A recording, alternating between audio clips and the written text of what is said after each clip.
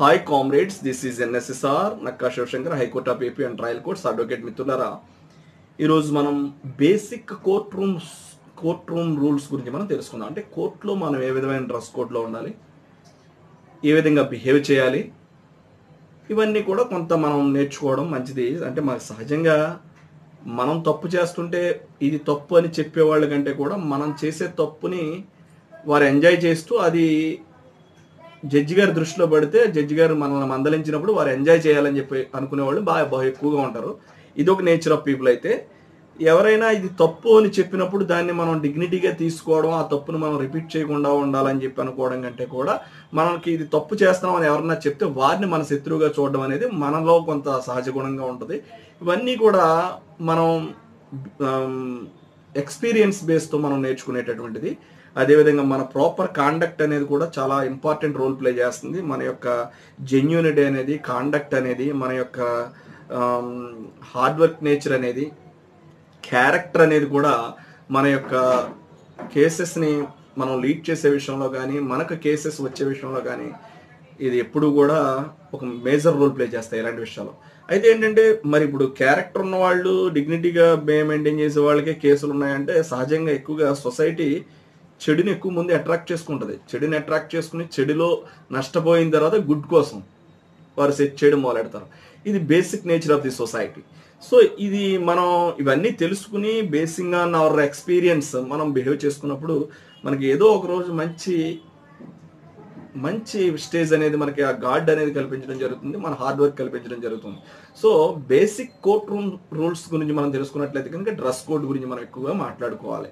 Dress code అనేది ఎప్పుడు కూడా సహజంగా అడ్వకేట్స్ ఏ విధంగా ఉండాలంటే formal black and white attire with bands and గౌన్స్తో వారు ఉండాలి. అదేవిధంగా పబ్లిక్ కానీ పార్టీస్ కానీ అయితే decent and respectable and clothing, public parties ఆ విధంగా రావాలి కోర్టుకి.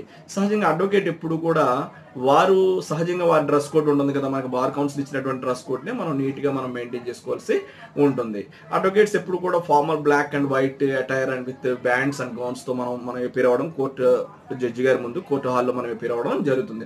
అదే పబ్లిక్ అండ్ పార్టీస్ అయితే కనుక decent respectful clothing, no shorts, అదేవిధంగా ఫ్లాషీ అవుట్ఫిట్స్ తోటి వారు రాకూడదు, పార్టీస్ కానీ అదేవిధంగా పబ్లిక్ కానీ. సహజంగా ఇవన్నీ కూడా మనం కోర్టులో ఒక అడ్వకేట్గా మన పార్టీకి మనం చెప్పాల్సినటువంటి విషయం, పబ్లిక్ కూడా చెప్పాల్సిన విషయం. చాలామంది టీ షర్ట్స్ వేసుకుని రకరకాల హెయిర్ స్టైల్స్, రకరకాల బ్రీడ్స్ తోటి రకరకాలుగా వాళ్ళు వస్తున్నారు కోర్టుకి. వారికి ఇది మంచి చెడు అని చెప్పేటటువంటి వారు లేరు. ఒకవేళ చెప్పినా అడ్వకేట్ వాళ్ళకి నచ్చిన పరిస్థితిలో ఉన్నారు. కోర్టు వారికి ఫైన్ అనేది ఇంపోజ్ చేసినప్పుడు ఖచ్చితంగా ఇవన్నీ రెగ్యులేట్ అవుతూ ఉంటాయి. సో అదేవిధంగా అడ్వకేట్ అనేది కూడా మన డ్రెస్ కోడ్ మనకి బార్ కౌన్సిల్ ఎలాగే ఇస్తుంది, ఆ బార్ కౌన్సిల్ బేస్ చేసుకుని మనం ముందుకు వెళ్ళడం జరుగుతుంది. అదేవిధంగా మెయింటైన్ సైలెన్స్ అన్నదే ఎప్పుడు కూడా silence must be maintain at the all times. ఎప్పుడు కూడా కోర్టు ప్రెమిసెస్లో మనం చాలా సైలెన్స్ అనేది మెయింటైన్ చేయాల్సి ఉంటుంది. అదేవిధంగా mobile phones must be switched off or silenced. Mobile phones switch off చేయాలి, సైలెన్స్లో పెట్టుకోవాలి. దురదృష్టం ఏంటంటే ఓ పక్కన కోర్టు జరుగుతూ ఉంటుంది, ఇక్కడ వీళ్ళు రకరకాల సీరియల్స్ చూస్తున్నారు, సెల్ ఫోన్స్లో రకరకాలుగా బిహేవ్ చేస్తూ ఉంటారు.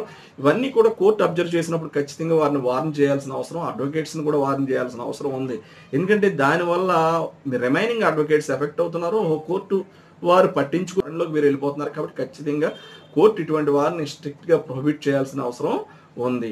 So mobile phone switch off చేయడం లేదు, సైలెన్స్లో పెట్టుకోవడం కూడా చేయాల్సిన అవసరం ఉంటుంది. No eating or drinking court జరుగుతున్నప్పుడు, కోర్టు జడ్జి గారు ఉన్నప్పుడు వారి ముందు ఈట్ చేయడం కానీ డ్రింక్ చేయడం కానీ చేయకూడదు. అంటే తాగడం కానీ తినడం కానీ చేయకూడదు. కొంతమంది ఏం చేస్తారంటే వారికి ఉన్నటువంటి హ్యాబిట్లో భాగంగా ఈ ఒక్క పొడులు, పాన్లు ఇలాంటివి ఏదో పక్కన పెట్టుకుని నవ్వులుతూ ఉంటారు. ఇది కూడా ఒక బ్యాడ్ హ్యాబిట్ కింద మనం చెప్పొచ్చు. అలాంటిది ప్రాక్టీస్ చేయకూడదు. ఆ విధంగా ఈటింగ్ ఆర్ డ్రింకింగ్ అనేది చేయకూడదు. అదేవిధంగా స్పీకింగ్, మనం ఏదైనా ఒక కేసు గురించి మనం మాట్లాడేటప్పుడు జడ్జి గారిని అడ్రస్ చేస్తూ మాట్లాడాలి తప్ప ఆపోజిట్ అడ్వకేట్ని కానీ పార్టీస్ని అడ్రస్ చేస్తూ కానీ మనం మాట్లాడకూడదు.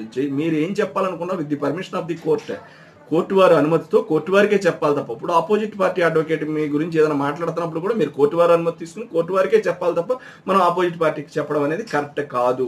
అదేవిధంగా అడ్రస్ ది కోర్టు ప్రాపర్లీ. కోర్టుని ఎప్పుడు కూడా ప్రాపర్గా అడ్రస్ చేయాలి. Always address the judge as your honour అని చెప్పి, మైలాడ్ అని చెప్పేసి, అదేవిధంగా సర్ ఆర్ మేడం అని చెప్పేసి, depending on the court practice, ఆ కోర్టులో ఉన్నటువంటి ప్రాక్టీస్ని బేస్ చేసుకుని మనం యువరానర్ అని మనం అక్కడ రెగ్యులర్గా మనం యూజ్ చేస్తామా, లేకపోతే మైలాడ్ అంటే సహజంగా ఇదంతా కూడా ఎక్కువ హైకోర్టు సుప్రీంకోర్ట్స్లో యూజ్ చేయడం జరుగుతూ ఉంటుంది. ఈ విధమైన ప్రాక్టీస్ మనం ఏదైతే ట్రయల్ కోర్ట్స్ ఉంటాయో ఇక్కడ ఎక్కువగా మనం యువరానర్ అని చెప్పేసి ఎక్కువ అడ్రస్ చేస్తూ ఉంటాం కోర్టు వారిని. అదేవిధంగా respect the judge and opposing the party.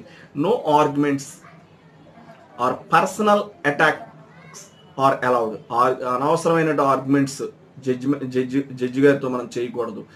మనకి ఎవరైతే జడ్జి ఉన్నారో వారిని అనవసరంగా అంటే వేస్ట్ ఆర్గ్యుమెంట్ మనం జడ్జి గారి యొక్క అనుమతి లేకుండా వారు ఎలా చేయకుండా మనం వేగ్ ఆర్గ్యుమెంట్స్ వారితో చేయకూడదు, అనవసరమైన ఆర్గ్యుమెంట్స్ వారితో చేయకూడదు, పర్సనల్ అటాక్ చేయకూడదు. అదేవిధంగా maintain professional behaviour and language, మన లాంగ్వేజ్ కానీ ప్రొఫెషనల్ బిహేవియర్ కానీ కరెక్ట్గా మెయింటైన్ చేయాలి. అదేవిధంగా పంక్చువాలిటీ అనేది కూడా ఒక key. Arrive on time, late arrivals may result in your case being dismissed or postponed. In టైంలో మనం కోర్టుకి ప్రజెంట్ అవ్వాలి. మనం కోర్టుకి అలా ప్రజెంట్ అవ్వడం వల్ల మనకి మంచి రిజల్ట్ వచ్చే అవకాశం ఉంటుంది. మనం లేట్గా ప్రజెంట్ అవ్వడం వల్ల ఏంటంటే మన కేసు డిస్మిస్ అవ్వచ్చు, లేదా పోస్ట్ పోన్ వేరే డేట్కి పోస్ట్ పోన్ అవ్వడం అనేది కూడా అడ్జర్న్ అవ్వడం కూడా జరుగుతూ ఉంటుంది. అదేవిధంగా మనం ఎప్పుడైతే మనం రెస్పెక్ట్ అనేది మనం ఎప్పుడు కూడా జడ్జి గారికి ఇవ్వడం మనం చేయాలి. ఎప్పుడైతే జడ్జి గారు కోర్టు హాల్లోకి ఎంటర్ అవుతారో ఇమీడియట్గా మనం everyone must stand up as sign of the respect when the judge enters or exits the courtroom. కోర్టులో వారి విధులు నిర్వహించడం కోసం కోర్టు వారు ఎంటర్ అయినప్పుడు, జడ్జి గారు ఎంటర్ అయినప్పుడు మనం రెస్పెక్ట్ఫుల్గా మనం నిలబడి వారిని మనం రెస్పెక్ట్ చూపించాలి నిలబడి. అదేవిధంగా వారు లీవ్ చేస్తున్నప్పుడు కూడా జడ్జి గారు మనం నిలబడి మన యొక్క గౌరవ సూచకంగా వారికి నిలబడి మన యొక్క గౌరవాన్ని వారికి తెలియపరచాలి. అంతే తప్ప మనం మిస్బిహేవియర్, జడ్జి గారి ముందు కాళ్ళు మీద కాళ్ళు వేసుకుని కాళ్ళు ఊపుతూ రకరకాలుగా బిహేవ్ చేయడం ఎంత కూడా ఏంటంటే అది మిస్బిహేవియర్ కింద, మిస్కాండక్ట్ కింద వస్తుంది అన్నది నా పర్సనల్ ఒపీనియన్. సో ఇవన్నీ కూడా కోర్ట్ రూమ్ రూల్స్ అని చెప్పేసి మనం చెప్పుకోవచ్చు. సహజంగా ఈ విధంగా బిహేవ్ చేయడం అనేది చాలా మంచి పద్ధతి. మంచి ప్రవర్తనతో మనం మెలగడం అనేది పద్ధతి. ఒకవేళ తెలియకపోతే నాలాంటి వాడు వాళ్ళు కూడా కొన్ని మిస్టేక్ జరిగినప్పుడు నేను సవరించుకుంటూ ఉంటాను. ఎవరన్నా నా మిస్టేక్ చెప్పినప్పుడు నేను దాన్ని ప్లెజెంట్ మూడ్ తోటి తీసుకుంటాను తప్ప నేను అతని ఎనిమిటీ అనేది అతని పట్ల ప్రదర్శించను. సహజంగా ఏంటంటే కోర్టు అనేది వార్న్ చేసినప్పుడు అనుకోకుండా కొన్ని సందర్భాల్లో కోర్టులో సెల్ ఫోన్ రింగ్ అవుతూ ఉంటుంది. అటువంటి సందర్భంలో కోర్టు వారు కూడా కొంత అది అన్ఫార్చునేట్లీగా హ్యాపెండ్ అయిందని చెప్పేసి వారు భావించాల్సి ఉంటుంది. సో ఇవన్నీ కూడా మనం పాటించాల్సిన 909559